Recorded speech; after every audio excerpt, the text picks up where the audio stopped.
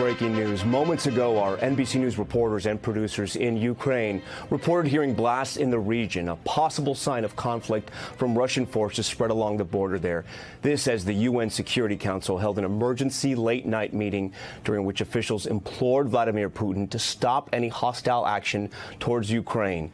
U.S. Ambassador to the UN, Linda Thomas-Greenfield, calling this a perilous moment, asking Russia's president to order tanks and planes and troops to back away from Ukraine's borders. A full-scale invasion could lead to one of the biggest conflicts we've seen in Europe in decades. U.S. intel warns that as many as 50,000 civilians could be killed or injured. President Biden has warned of a decisive response with swift and severe economic costs. So we are watching what's happening in Kiev at this moment right now. You can see there's still a little bit of traffic there. It is roughly 5:29 a.m. in Kiev. Again, our reporters and producers there in the capital city hearing what they think are explosions. Vladimir Putin taking to state TV tonight, the morning over there in Russia, announcing that U.S. imperialism, as he called it, is trying to spread its power and that NATO is threatening Russia, that they no longer have any more opportunity. I'm understanding we have our chief White House correspondent, Peter Alexander, who's been in contact with his sources and the White House with some of the messaging and some of the statements from President Biden tonight. Peter, what can you tell us from the White House, and what is their understanding of what's happening in Ukraine at this hour? Well, Tom, I can tell you I've been inside the White House, and some of the president's top advisors I've already seen tonight. The National Security Advisor, Jake Sullivan, his chief of staff, and others who have been gathering and huddling over the course of the last several hours. And within the last 2 minutes, we have now received our first statement from the President of the United States. And since we just got it, I'll read some of the key portions of it. He says the prayers of the entire world are with the people of Ukraine tonight as they suffer what he calls an unprovoked and unjustified attack by Russian military forces. The president says that President Putin has chosen a premeditated war that will bring a catastrophic loss of life and human suffering. Russia alone, he says, is responsible for the death and destruction this attack will bring, and the United States and its allies and partners will respond in a united and decisive way.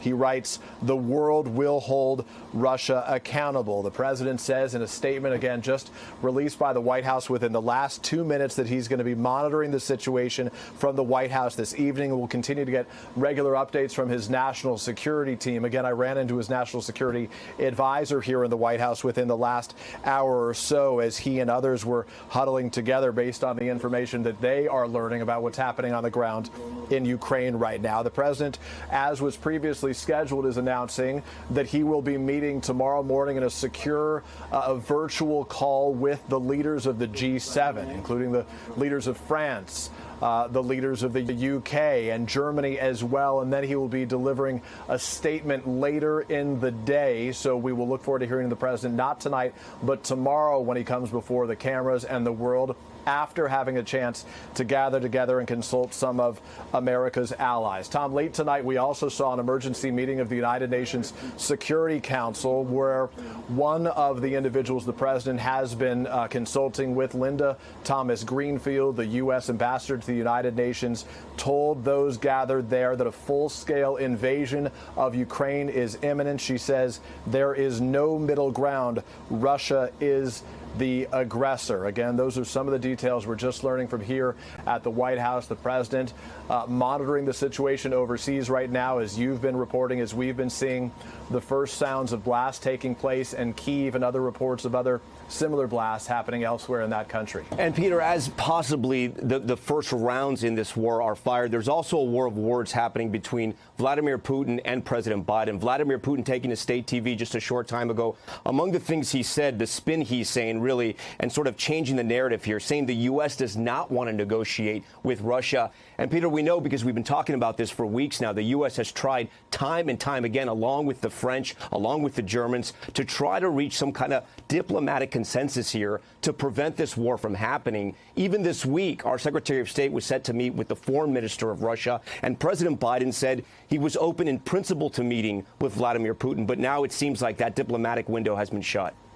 Well, it's pretty clear that that window, if not locked shut for now, is shut for the near future. The U.S. and the president has said that diplomacy remains an option if President Putin is looking for an off-ramp. It was literally tomorrow, or I guess it's still tomorrow, Thursday, where Secretary of State Tony Blinken was scheduled to meet with his counterpart from Russia, Sergei Lavrov. They said that it didn't make sense to go ahead with that meeting. That meant as well that the president's meeting with Vladimir Putin that they had agreed to in principle wouldn't be happening as well. The president, as you know, laid out that first tranche of sanctions that hit a pair of state-owned banks, sanctions on Russian debt, meaning they could no longer raise money in the U.S. or from the U.S. and from Europe, and also on some Russian oligarchs. As it relates to those banks, as it was described to us by one senior official here, those were effectively the piggy banks for Vladimir Putin's, some of his closest friends, for Russia itself. And the president, most importantly, said that